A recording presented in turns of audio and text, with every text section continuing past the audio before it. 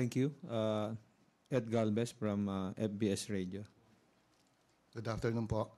Balikan ko lang po yung joke na nabanggit kanina na hindi alam kung joke yung sinabi ni PRD na naglalamyerda lang si PBBM. Being the former leader, pagka nagbigay po ng statement, official yun. Ika nga, right from the horse's mouth. Nagbitaw din si PRD na adik si PBBM pero binawi niya. Ngayon, may halin tulad po ba siya sa istorya ng The Boy Who Cried Wolf? Na baka totoo na yung sinasabi niya, wala nang gusto maniwala? Kung ilang taon na nga ba si former president? Malapit na po mag-80 yata. I think 78. Yeah, so I think with due respect to former President Duterte, minsan kailangan lang na i-decipher kasi ganun din even when he was president, sometimes like he would make candid jokes tapos nakakalimutan niya na kaakibat ng kanyang stature ay opisyal yung kanyang nagiging statement. So yes, medyo kailangang ilugar yung ibang mga jokes. But on the context of tama ba o hindi ba? Although karapatan niya yon, baka nagpapatawa siya. Pero yung bigger impact kasi is not good.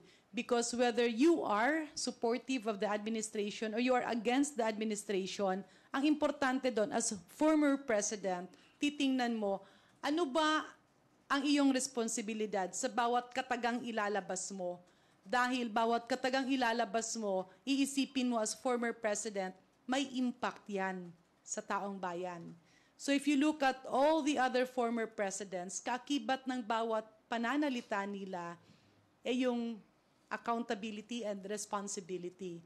So siguro nasanay lang si PRRD na mag-joke. Pero if you look at former President Erap Estrada, FVR, the late Pinoy, even our colleague here, former President Gloria Macapagal Arroyo, yung kanilang mga personal na jokes ay hindi nila sinasabi sa publiko. At kung meron silang mga personal na pananaw, they would make it sure that they would release diplomatic statements kasi kaakibat na yan nung iyong pagkatao dahil ikaw ay former president of a country. Even in other countries, sabihin natin sa Amerika, pag nagsasalita si President Barack Obama, medyo minsan pag nag-criticize siya sa gobyerno, linalagay niya sa tuwid. Parang may basis ka talaga.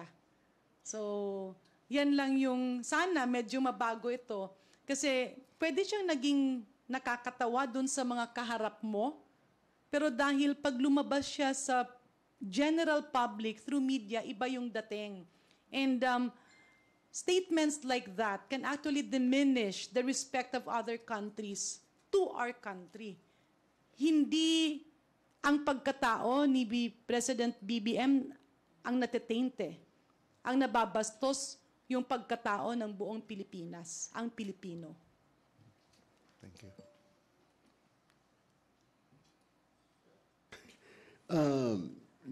Parang hindi na ho tayo nasanay sa Pangulo. I mean, 6 years. Tayo din sa media, di ba? Lahat tayo nagulat ng pag-upo ng Pangulo. Is it serious? Di ba? Kahit nung kampanya pa lang, nabanatan siya kaliwa kanan ng international media. So, dapat memorize na ho natin na lalo na tayo sa media, what is a joke and what is reality. And karamihan kasi na sinasabi ng Pangulo is palabiro po ang Pangulo. Hindi po siya pwedeng ihalin tulad sa mga ibang Pangulo kasi laging nagbibiro po ang Pangulong Duterte. So mahirap po. At saka tayo na hong mag-judge. Is he telling the truth? Is he saying the truth?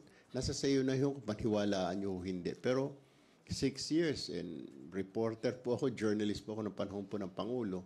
So natatansya ko kung ano ho yung totoo, ano ho yung biro-biro lang. So mga kababayan ho natin, alam na rin ho kung ano ho nagbibiro siya. Pati yung mga biro niya ho na sa impyerno, kukuditan niya ho si Satanas, mga ganun ho. Alam naman ho natin na biro ho yun. So, most of the statements the President, we should take it lightly na lang. Kasi ganun ho siya, ganun yung pagkatao niya, palabiro ho ang Pangulo. Yun lang po. Merong singit na question, ma'am. Kay Ma'am Kong Garin. Ma'am, Women's Month mo ngayon. May binanggit po si Glenn Chong during the SMNI prayer rally na sasampalin niya si First Lady Liza. Ano po masasabi niyo, ma'am? With due courtesy to Attorney Glenn Chong, naging kasama kasi namin siya. So, unang-una, former member of Congress. Pangalawa, abogado. Pangatlo, Bisaya din. Taga-Biliran. Nagugulat ako dun sa demeanor ni Attorney Glenn Chong. Kasi, sampal? Magkurutan na lang kaya kami. Dapat kurut-kurut na, no? Kasi, Women's Month ngayon, medyo okay lang siguro yun kung magjo-joke internally. But if you come out in public, siguro kung meron siya mga emisyon na nakikimkim dyan, pero kung sinasalita at sinasabi yan in public, medyo pangit talaga tingnan. Bilang isang lalaki, Women's Month pa naman ngayon. Kasi, nung pinalaki ako ng aking mga magulang, ang pagkaintindi ko, tayong mga Pilipino, tinuturuan tayo na habang tayo'y lumalaki, andun pa rin yung respeto. There are many ways to express your anger kung meron kang galit. Pero, pag sinabi mo kasing magsampalan, pabalik-balik ng sampalan, yung pinapakita mong demeanor sa mga kabataang Pilipino ay hindi maganda. Parang sinasabi mo na tuloy sa mga bata, okay, natural lang na manampal ka. No? May rason man or wala mang rason. So it's a very bad example, especially to our children. And coming from a professional, from a lawyer, medyo nakakagulat. No? Again, siguro baka joke lang yun or baka in public. Kasi napakasayang nung okasyon. Bilang isang dating mambabatas, bilang isang abogado, andun ka sa isang okasyon, it's good to take advantage to campaign of your advocacies. Kung merong criticism sa gobyerno, pwedeng i-lay down na ito ang mga bagay na hindi siya sang-ayon. Ito naman ang mga bagay na sa pananaw niya, pwedeng maging solusyon.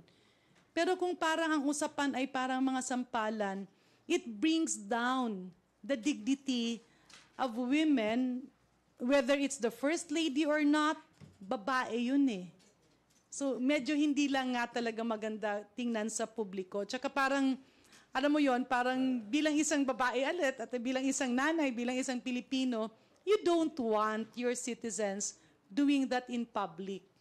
Lalo na kaming mga taga Region 8, kasi kasama ko rin yan si Glenn nung before. Parang, we are a happy people. It's very okay, we're a democratic country, to criticize.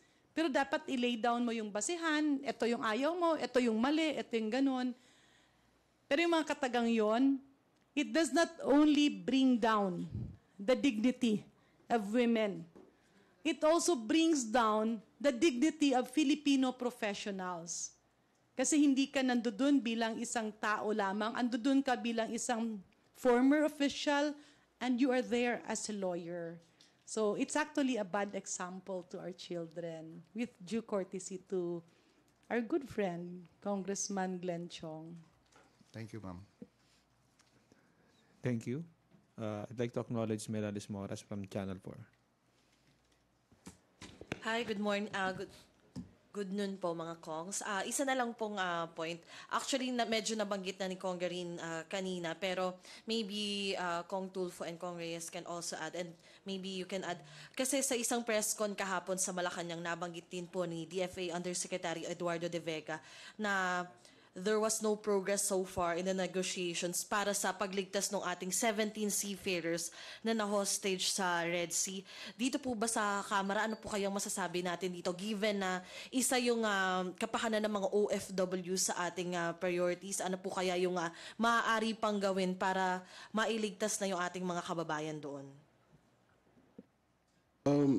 On my part, we still have to, pagdating po ng speaker, we will be definitely calling up on the DFA to give us a status kung ano na nangyari. I believe we can only do so much, Mela, kasi we don't have direct communications or relations or diplomatic ties with Yemen, with the Houthis.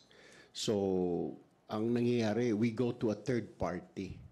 Meron tayo like, baka pwede mong pakiusapan. Yung third party, yung kausap natin, may kausap pa na iba. So, parang nangyayari ngayon sa Palestine, tsaka sa Israel, sa Hamas, para makapadala ng pagkain. Ang daming dinadaanan, ang daming namamagitan. May parang mga middlemen, may mga grupo. Ganon din dito sa, hindi directly tayo nakikipag-usap sa Houthis, hindi tayo nakikipag-usap directly sa Yemen kasi number one, wala tayong diplomatic ties sa kanila. So gumagamit tayo ng third parties. That's what I understood. So pagbalik ng speaker next week, I'm sure magpapabriefing siya sa DFA where we stand at saan na. And then gusto rin ni speaker daw malaman yung sitwasyon ng pamilya ng mga kababayan natin na hostage ngayon. Mela. Yep. Dagdag lang po sa nabanggit ni Congressman Tulfo Mela. Yung Congress po, so we do exercise oversight functions. Ang ano po natin dito is to closely monitor din po. And we leave this to the capable hands po ng DFA po natin. They are the ones who are on the ground din po. Katulad sabi natin, sila po ang may up-to-date situation. And we look forward po dun sa update po nila pagdating ni Speaker. Sa amin din naman po, ang panawagan naman din naman sa Kongreso is either sa DFA or sa Department of Migrant Workers ay mabigyan din po ng assistance po yung mga pamilya po ng mga seafarers natin dito. And I'm very sure po minsan hindi naman po financial kaagad yung assistance na kailangan ngayon, kundi yung constant communication at assurance na yung gobyerno po is on top of the matter po para hindi naman po mapabayaan yung ating mga seafarers. Unang-una, ang medyo mas kailangan doon, aside sa, syempre, pera at subsistence nila, andun yung maibsan yung kaba. So the mere fact that our government has open lines to those negotiating, that's already a big first step. Yung may linya ka, alam mo anong nangyayari, at ramdam ng kanilang mga pamilya na ando dun sila umaasa na mailabas. And again, pasensya na isegue ko lang ng konti dun nga sa issue ng pagbibiyahe. Kasi with globalization, napaka-importante ng mga relasyon na ito. Investors is just one. But having a good relationship with other countries, yung meron kang kaibigan, merong mga relasyon yung ating bansa dun sa ibang bansa, napaka-importante ng diplomatic ties sa ngayong panahon. So this incident, hindi lamang yan ganun kasimple na Pilipinas na ang gagalaw. Kaakibat ng paggalaw ng Pilipinas ay ang pagtawag sa mga kaibigan. Kasi may kanya-kanyang network yan. So imagine if you are going to restrain the government and our leaders to just stay put in their offices here in the Philippines, wala kang call a friend para sa mga problemang ganito. And I believe at the proper time, mabibigyan rin niya ng solusyon. Kasi usually, even the vessel owners and even the country where these companies are registered, sila ang pumapasok para mabigyang solusyon ang problemang ito. Kasi it's a geographical problem eh.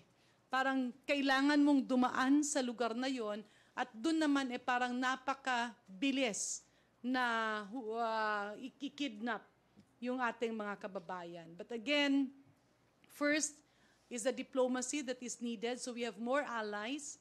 Second, andun pa rin talaga yung patuloy na panawagan because if we open up our economy, if we open up the transport sector, yung mga trabaho na yon na nasa ibang mga bansa ay mangyayari within the Philippines because as it is now, restricted sila, no? yung mga logistics at transport system natin ay galing sa ibang bansa papunta sa Manila or Cebu. But within the Philippines, na napakarami sana ng mga Pilipinong seafarers, we are very much restricted. Walang pumapasok dahil inflexible, nakakahon yung ating konstitusyon. We can only entertain 2 more reporters. We'd like to recognize the presence of House Secretary General, Sir, Secretary Reggie Velasco. Welcome, sir.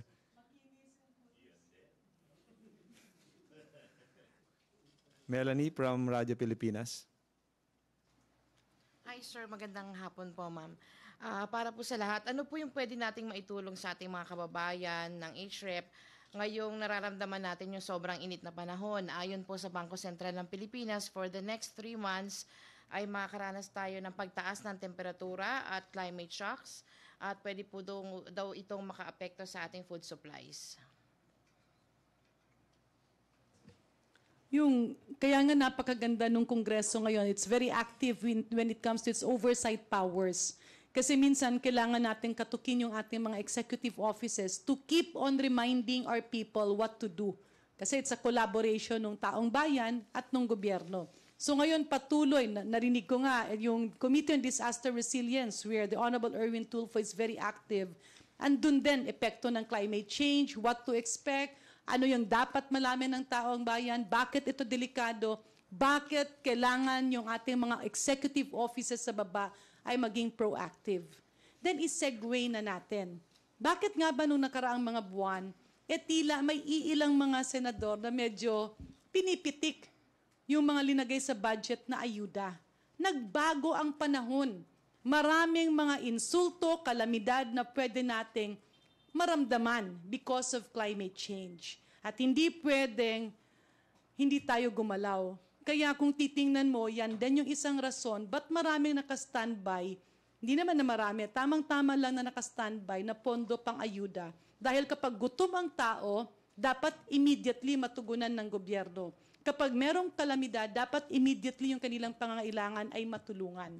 So again, that is why the Honorable Speaker and the leaders of Congress crafted it that way para magkaroon ng Kongreso at gobyerno na aksyon agad kapag tinawag ka ni Juan at ni Maria.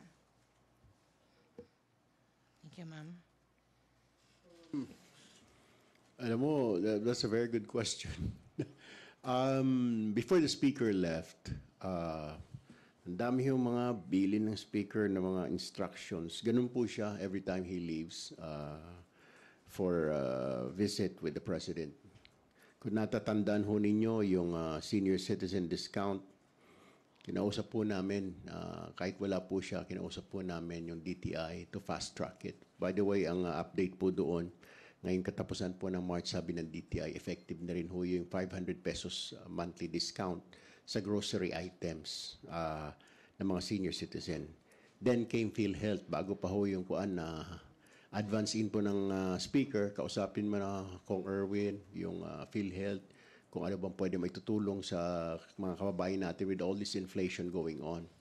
Yan ho yung sinasabi ho ninyo, ang bilin ho niya sa akin. I believe 2 days before he left, binigyan na ho ako ng instruction na to check with the DA at gayon din po yung Committee on Agriculture namin, to check with DA and DTI to remind them na baka pwedeng to check on the price control, things like that, storage facilities. At sabi niya kung pagbalik ko, maybe we can do another round and do inspection sa mga warehouses. Baka nakatambak lang dyan yung bigas. Yun na nga, yung NFA, marami palang bigas. Tapos kumahog tayo noong November, December. Umabot na ng 60-65 yung per kilo. Meron palang stock ang NFA, di ba? So, yung instruction sa akin was to coordinate with DA. Mukhang na-anticipate niya na ito. I don't know kung may advance info siya sa BSP, pero the instruction given to me was like to check with DA, meet with the DA para po doon sa mga prices, to check the market, at ganoon din sa DTI, para kasi baka may mga traders dyan or retailers na sobra-sobra naman, sobra-sobra ang patong. At pagbalik niya siguro, we will do another inspection siguro para sa mga stocks ng mga food, sa mga warehouses, sa mga mga traders, para to make sure lang na everybody sumusunod na not taking advantage. Mataas na ang bilihin, may inflation tayo, tapos kakargahan pa ng mga mahal na bilihin. So there was already instruction by the Speaker himself to me to do this, and which we will do siguro on Monday to I will coordinate with the DA at saka DTI. Magbi-meeting kami para kausapin based on the instruction of the Speaker to monitor lang po yung mga prices. Salamat po. Thank you po. Dagdag din. Tandaan nyo nung last year na closely monitor natin yung mga dams natin. Di ba palaging sinasabi, kailangan natin paghandaan yung El Nino, natin na-anticipate nila yung El Nino. Kaya nakikita natin ngayon nung end of the year ay yung mga dams natin ay within capacity naman at already anticipating kung ano yung magiging mga level of consumption at effect na to sa environment dahil sa El Nino. So, ganun din naman po nung ginawa po namin yung budget last year. Nakaprograma na po yung tulong o yung magiging ayuda para sa ating mga kababayan. Kasi nga po, napag-aralan na po, na-anticipate na po natin, alam nating magiging El Nino, kaya yung budget po natin ngayon, responsive na po para sa El Nino. So makakasigurado po yung ating mga kababayan na yung mga kailangan na food assistance at katulad po ng nasabi ni Kong Erwin, oversight functions din po ng Congress. We have a very responsive Congress din naman po na maganda yung pakikipag-ugnayan sa executive branch na mamonitor na rin po natin yung mga food prices, food stocks, at saka kasama na din po dito yung binibigay po nating mga food assistance din po, mas lalo na sa mga may nangangailangan. Thank you po. Thank you, Melanie. Red Mendoza from Manila Times. Good afternoon po mga congressman. Idikit ko na po ito mga questions for time. Sinabi po sa isang international radio program, yung BBC World Questions Philippines, na ang bagong Pilipinas daw po are full of empty promises. Sabi po ni Justice Carpio na hindi raw daw po niya alam yung bagong Pilipinas. Parang sinasabi daw niya na hindi niya alam kung ano yung bagong Pilipinas.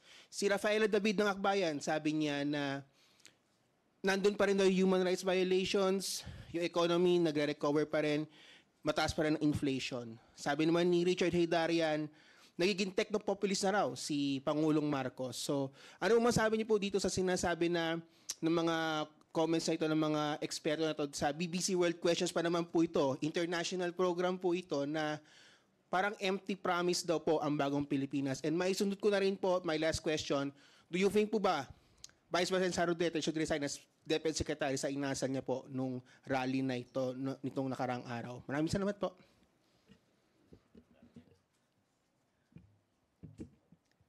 On the issue of bagong Pilipinas, ako kasi personal kong na-witness yon sa distrito ko at nakasama rin ako sa ilang bagong Pilipinas event kung saan dahil ando dun ang mga leader ay mabilis ang serbisyo ng gobyerno. Let's call a spade, no? Pag nag-apply ka ng passport, ilang beses ka babalik-balik. Pag nag-apply ka naman ng driver's license, ilang beses ka babalik-balik. Ilang layo ng bayan mo papunta doon sa syudad or sa city where the office is, magastos yan. Yung merong mga serbisyo ng gobyerno na kailangan mong balik-balikan para makuha mo, yan ang tinutugunan. Yung serbisyo agad. Na sa bagong Pilipinas, the government is responsive and will always be there. Ito nga ang nakita ko pang isa. Each office, nagpapakita rin sila na mabilis ang kanilang serbisyo. Kasi collaboration ng ilang offices. I believe in my district, there were 51 different agencies. At ang daming nakakuha kaagad ng driver's license, nakapagpa-renew kaagad ng kanilang PRC card, like myself, iba andyan yung mga passport. Pero syempre, kasama na dun yung mga requirements. In other words, I can see it being effective kasi merong bantay merong push yung mga leaders bumababa sa ilalim para hindi it's actually making, in one phrase, abot kamay ang gobyerno. Kasi dati-rate, dito yung central offices, pagdating sa baba, hirap yung tao. So, kinat yung bureaucracia na yan. Bumababa ang mga leaders para makita, you are there not to disturb, but you are there to be the prompt. Yung bang mapipilitang gumalaw kaagad ng mabilis at serbisyon yung mga taong bayan dahil ando dun yung mga leaders. And that's very important. Pero yung ini-expect ng iba na with the click of your finger, lahat ng problema ay may solusyon agad, walang sino mang bansa sa buong mundo ang kaya ng ganun. So I believe those statements are, well, somehow also political. Kasi ganun naman talaga. There will always be people who will be happy with what you're doing, but there will always be people who will be criticizing you. Yung importante is tingnan natin, let's say at the end of this year, let's tingnan natin kung ano ba ang sinasabi ng taong bayan. Ramdam ba nila o hindi ba nila ramdam? And I believe that's the better adrenaline to check whether Bagong Pilipinas is effective or not. Kailan ba nag-kick off yung Bagong Pilipinas? Parang January yata o February of this year? So, ang hirap naman sabihin na empty promises siya kung 1 o 2 buwan pa lang yung nakakalipas. Hindi pa nabibigyan ng pagkakataon na makita talaga yung performance ng itong tinataguyod nating Bagong Pilipinas. And katulad nga ng nasabi ni Kong Janet Karen, dun sa region nila, nakita niyo naman yung response ng parang Bagong Pilipinas Servicio Fair. Dun sa Mindoro, ganun din naman po. Yung Servicio Fair po sa Mindoro, si Speaker pa mismo ang pumunta so that he could personally witness kung ano po talaga yung Bagong Pilipinas Servicio Fair. So bringing all of these services sa lahat ng mga region, hindi lang to parang isang one-time deal lang naman po ito eh. Kasi pag ginawa po natin sa isang lugar po ito, nag-iiba na rin po naman yung expectation ng mga kababayan na ganito na rin po pala ang magiging serbisyo na may expect nila sa mga government agencies na hindi lang during one-stop shop to, pero parang catalyst na rin po ito na ito yung ganito yung bagong behavior ng mga Philippine agencies po natin para tugunan yung mga pangangailangan ng ating kababayan. Are you asking my opinion? Well, number one, hindi ko po narinig kasi yung BBC na yun. Actually, sa dami yung ginagawa, yung mga comments nila. Depende ho. I mean, kung sa opposition ka, you will believe, di ba? Kung sa administration ka, kung pro-BBM ka, you won't believe. Now, if you're asking me, set aside ko muna pagiging congressman ko, yung pagiging journalist ko. Perhaps they're right. May punto sila. Yung mga nagsalita-salita na yun. The Bagong Pilipinas was launched by the President, actually, hindi ho para resolbahin ang problema ng Pilipinas overnight. It is not the solution. What the President did, Bagong Pilipinas is launching para maiangat ang mga kababayan natin sa kahirapan. That's what Bagong Pilipinas is. It is not an answer para tuldukan ang criminality, tuldukan ang insurgency. It is not the way I look at it as a journalist. Bagong Pilipinas was launched to help people kasi nga yung promise ng Administrasyong Marcos nung tumatakbo pa na sabay-sabay tayong babangon. That is what Bagong Pilipinas is. Pero maaaring may punto yung mga nagsalita na inflation, blah, blah, blah, etc. Hindi po kakayanin ng Pangulong Marcos na mag-isa siya. Hindi rin po kakaya, masking kasama po Speaker Romualdez, linggo-linggo po namimigay po ng agiyuda ang gobyerno. You know that, yung cash and rice distribution, lahat na ho, ibinababa na, DSWD, tulong-tulong na ho sila, CHED, TESDA, everybody. Pero kung may mga ahensya na hindi rin ho gumagalaw, hindi rin ho magiging effective po yun. Dapat po lahat kasi kumikilos. Di ba? The President, everybody, katulong niya na nga po yung Speaker. Dapat ho, yung mga executive yung Speaker na ho, ng Speaker of the House is working. linggo-linggo po lumalabas, nagbibiyay, tumutulong sa mga bawat province. Ang target po, 82 provinces bibigyan ng ayuda. That's what Bagong Pilipinas is. Pero Bagong Pilipinas is not to resolve inflation. Bagong Pilipinas wasn't established to solve the crime rate of the country. Okay? And it will take time. Sabihin man natin, sir, na Juan, it will take time ho eh. Ngayon ko ho nakita, being a lawmaker, I mean, from being a journalist, marami ako nakikita, nag-iibang anggulo. As a journalist, you look at it differently. Tama ho kayo. Kaya nga sabi ko answer ko, they may be right. Kailangan siguro ng Pangulo na tulungan. Kasi iilan lang ho kumikilos eh. As a journalist, yun ang opinion ko. Ang tumutulong lang sa Pangulo sa Bagong Pilipinas na yung Congress, House, di ba? DSWD, TESDA, CHED, yung mga, all those. Pero yung other agencies, what are they doing? Ako din ho nagtataka, where are you guys, di ba? Kaya sinasabi mo yung mga criminality, mga inflation. So, yun ang problema dyan. Pero the mere fact that this was launched, pagtingin ho dyan at pagkaalam ko, ni-launch po itong Bagong Pilipinas para po sa mga kababayan ho natin, para maiangat po tayong lahat. That is the purpose of this Bagong Pilipinas. Ngayon, as a congressman, sinasabi ko ho, ito po ay gawain po ginawa po ng Pangulo para nga po sa mga kababayan ho natin. Hindi man po lahat kaagad makakabenepisyo rito, pero towards the end, tayo rin ho makikinabang yan. At the end of the day, inuuna lang ho siguro yung mga nasa laylayan ng lipunan, yun ho yung masasabi ko dyan. That is my response to that. Salamat po. Last na lang po, yung kay VP Sara po, do you think she needs to resign as DepEd Secretary po ba? Short answer lang po, dahil po sa ginawa niya po doon sa rally. That's actually her prerogative, no? As the elected vice president, usually matic yan na you're a member of the cabinet. That's her prerogative. But I believe what is more important here is for the vice president to decipher rallies. Kasi nga, prayer rally, syempre, pagdating hindi naman naging prayer rally. And as the acting president, it will give confusion not only to our people, but also to all agencies and even the international community. If you're the acting president and you are in an event where you're hitting the government.